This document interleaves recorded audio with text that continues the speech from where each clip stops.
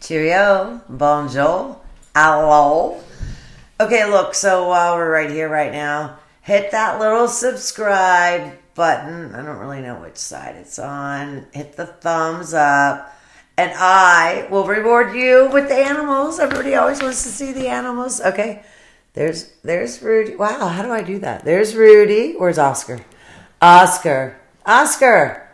Look at mommy. Hi, Oscar. Okay, there you go. Whoa! My screen went down. There it is. Okay. Bonjour and hello. So now that we've done the subscribe, you've seen the animals. So tonight I want to talk about a little Munchausen by proxy. I guess in a different video, someone commented that if it's by proxy, it means you're definitely doing it to someone else. So I know that. I must have misstated it. So Munchausen is when you feign illness to get attention. Munchausen by proxy is when you do it to someone else. And it's got to be a parent. I assume it could happen with an elderly parent. For example, if I were taking care of my father, I could go to the doctor and say, hey, A, B, and C is wrong with him when A, B, and C is not wrong with him. Man, my hair's staticky. Sorry. I've had this issue before. So Munchausen by proxy. Before I start, Joshua Earp, thank you for watching. I love to call out the men who watch. Hey, Evie. Hi, Cassandra. Always say hello to Maria. Listen, guys, if you want to roast me. Maria's going to make a compilation. Hey, sports roastings are okay. Roast me. Well, if you're a Michigan fan, you can't roast me very much because you've only beaten me 3 times in 19 years. Michigan beat us last season. It hurt, but I got to say, I almost wanted it because the rivalry is becoming boring. Same with Dallas and Washington. Dallas swept them last year. But many years ago, Dallas went 11 games in a row without beating Washington. Okay, well, that's almost 6 seasons. When Washington was 0-9 against Dallas, I was at a Washington game. They were playing San Francisco. It was a Monday night, and I was wearing my Don Meredith jersey. And someone screamed, Dallas sucks. And I looked right at him, and I said, 9-0. And the dude just sat right down. I was like, yeah, bitch. But not all chicks are ignorant when it comes to sports. Anyway, Joshua, or Josh made a comment. I guess I was bitching about how much money she's spending on daycare, and she wants to be a stay-at-home mom so much. You remember Nick, the next-door neighbor, is in, I believe it's the Oxygen documentary, and he's like, all she cared about was the kids. It was always those kids. It wasn't. She fucking got rid of those kids the second she could. But Josh says those kids were probably better off in daycare than they were with her. And yeah, they probably were. Because, when they were with her, you'd see Bella holding a bag of marshmallows and Shannon bitching that they were monsters and they were getting on her nerves. So, your children always get on your nerves. But what you don't do is post that online. I'll give you a silly example. Let's say it's Christmas Eve and your child is freaked out by Santa Claus because you have someone come as Santa because you can afford the rental costume, of course. And your child freaks out and hysterical, and then your second child is also hysterical. Can you even imagine taping that? And that's unfortunate it happens, but it does happen. Children get scared. But would you ever put that online to show other people? And the worst part is, it's not like you're comforting your children who are freaked out. You're ignoring them and you're complaining that it's so tough being a single parent. Imagine her being a single. Part of the reason she couldn't lose Chris, she couldn't lose that income. Sorry. You can't be an $80,000 a month producer without your husband who has the $70,000 income, which is buying your $80,000 a month. Remember, 411 Now says she had $37,000 of Thrive inventory in her basement. Thrive. How many MLMs was this woman a participant in? We know she was in Origami Owl, which I think is focused for children. We know she was in LuLaRoe. There's 2. It Works. I'm thinking there was another one. If you can remember, I'm sorry, something. I have a cat hair in my nose. Excuse me. I should edit that out, but we're real here, right? Much better. How much was the dollar amounts of the inventory of that? We know LuLaRoe is very expensive. At that point, it was $5,000 to join back when she was in. I think it's $500 now. And as of April 2022, I'm not even sure if LuLaRoe is in business anymore. I don't hear about them. I watched the documentary Lula Rich, I think it was on Netflix, which I just canceled recently. But great documentary. Thoroughly enjoyed it. But so how much of that was there? Okay. Again, before Munchausen. So I'm delivering mail in Lovettsville today. I'm just helping that post office out. So I'm not really sure where I'm going, and my YouTube is playing, and the next video pops up. You know, the YouTube suggestions. And it happens to be the Chris Watts sentencing. So I'm listening to it, delivering mail. I had a lot going on. And when her father says, and Shannon is super excited about today, I loved it. There's people that on occasion comment that we're a Shannon Watts hate channel. No, we're not. We're a Shannon Watts reality channel. It sucks what happens. I hate that word, suck. It's terrible what happened. But it is a reality. It did happen. I'm kind of surprised it didn't happen earlier. So I believe that NK was the catalyst. This woman met Chris. He had $20,000 in savings. And 3 weeks later, she quit her job. That's weird. Her job at Dirty South, where she was supposedly making $500,000 a year. There was drama. I'm wondering if she used her sexuality there. Remember, she had that big pretty house in Charlotte that she absolutely did not need. It was all for show. I can hear Floyd. Floyd's the cat. He's got bells. He's right out the door. What's going on?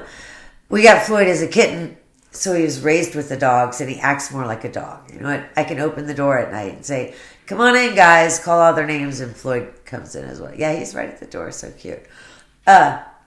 See, when I go on diatribes like that, then I forget what I was saying. Super excited. Her father, super excited. Awesome. Loved it that he said it. The point was the Charlotte house. Do you guys remember the break-in? The break-in? Frankie and Chris apparently came over to clean up. Does anyone think that happened? No. If someone breaks into your home, you call the police. It didn't happen. Again, I believe she staged the break-in for attention. Okay. Munchausen. Some of the signs of Munchausen. Some of the things that women who suffer from Munchausen by proxy, they always have drama. There's always things that have gone on in their lives, but they have overcome it. So, no matter what, they are a strong person. Shannon's health challenges. Okay. I am a person who actually had health challenges. And when I don't say you don't advertise it, you don't hide it. If things happen and someone will say something, I have no problem lifting up my shirt, showing they're not gross scars, because if I didn't have those scars, I would be dead. But I didn't broadcast that I had a lot of health challenges and that I was in 2 comas, one for 10 days, one for 18 days. And yes, you do remember what people say to you. My brother-in-law, Kevin, used to come and read the sports page to me. And after the coma, I dreamt about it. And I was above my hospital bed. Floyd's right there. And I could see Kevin. reading. I couldn't hear anything that in my dreams. And I asked him, he's like, his face got white. He's like, who told you that? I said, I dreamt about it. And he's like, wow, people do remember. So you do remember. She's always going on about her health challenges. Some of the reasons that people may end up suffering from Munchausen or Munchausen by proxy. She had Munchausen, and then she inflicted the by proxy part on her children. But one of the things it said is if you were raised in, or if you were neglected as a child, raised in a neglectful, what's the word I'm looking for? A family. Okay. Her mother seems awesome. I'm sure her mother loved her, took very good care of her. I'm sure her mother didn't bullshit, didn't take any bullshit. I like Sandy. I'm sure she didn't mess around. But Frank apparently was an alcoholic. And from what we understand, he was an alcoholic. I'm going to try to get some background on her real childhood. But through high school, she wouldn't have buddied up with the counselor if her father had been sober. I was in high school. I hated my mother, and I went to my dad for everything. That's how all of my friends were in high school as well. So I'm going to guess dad was drinking and wasn't around. So kind of odd that one of the causes is something that we know did happen to this girl. Y'all ever heard of the case of DeeDee Blanchard? I should have looked up the year. She's a very, very, very, very, very large woman who had her daughter in a wheelchair for years. When her daughter was about 18, I'll tell you what, I'll do real research and tell you. Her daughter's about 18. She met a dude. I am very parched. I have to get a beverage, my water. She met a dude. Whoa. And the daughter did. The daughter is... What's the daughter's name? The daughter's name was Gypsy. That's a good name, huh? I feel like if you name your daughter Savannah, she's going to grow up to be a stripper. If you name your daughter Gypsy, well, enough said. Okay. Gypsy and the boy killed the mother. The police figured it out very quickly, and she did some time. I'll cover the case. I'll get you some more real details. But the one I wanted to tell you a little bit more about, which I should get you more details, there's a chick, Kelly Renee Turner. This only happened in 2019. Here's something interesting. It happened in Douglas County, Colorado. A lot of freaks living in Colorado. What's Suzanne Morphew? Barry Morphew. I think Barry Morphew's going to end up being acquitted. Just on a side note. You heard it here first. Okay, so Kelly Renee Turner.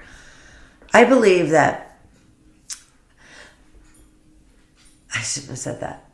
Shannon Watts played the illness game for empathy. And I also believe it was part of her sales pitch. It's a way to have someone draw into you and start listening to you. Well, this Kelly Renee Turner chick, she did it for cash. Moolah. They have no idea what she really made. Police estimate she made between $100,000 and $1 million. The daughter died at the age of 7.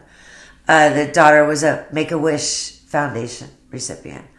I have some friends whose daughter, Tara, ended up beating brain cancer. Yay, Tara. When Tara would have extended stays places, or one time Tara got a gift from a Make-A-Wish Foundation. The family got to go on a trip, and we would take care of their dog for them. And that just came up. This is when I was on Facebook, and Tammy was talking about how much it cost to board her dog. Board her dog. Put it up in the kennel. And I just messaged her. I was like, what? Bring Caroline over here. And so Caroline started spending time with us. But Tara is probably about 20, 22 now and beat brain cancer. Yay. She was 8, totally bald. I didn't think she was going to make it, but she did. There were doctors who were suspicious. And so Kelly Renee Turner would just go to different doctors. what ended up happening was this little girl died at the age of 7, buried, put away. Who knows if she had life insurance. But then very quickly after that, her next daughter suddenly started having the identical issues. And that very first doctor said, hold the fuck up, stop the train, something's going on. And so this woman was sentenced, and I didn't write how many years, so I guess I'll have to give you some more info on that. Shannon wants an empathy. She also wanted you to be envious of her. That was part of the whole big house and stuff. Aren't those kind of both? Well, at least one of them definitely is one of the 7 deadly sins. But I think you could find sympathy in one of the others. It's sad. It is sad. Shannon was so unself-confident that she had to just go on and lie. 25 years ago, one of my aunt's friends saw me in a mall.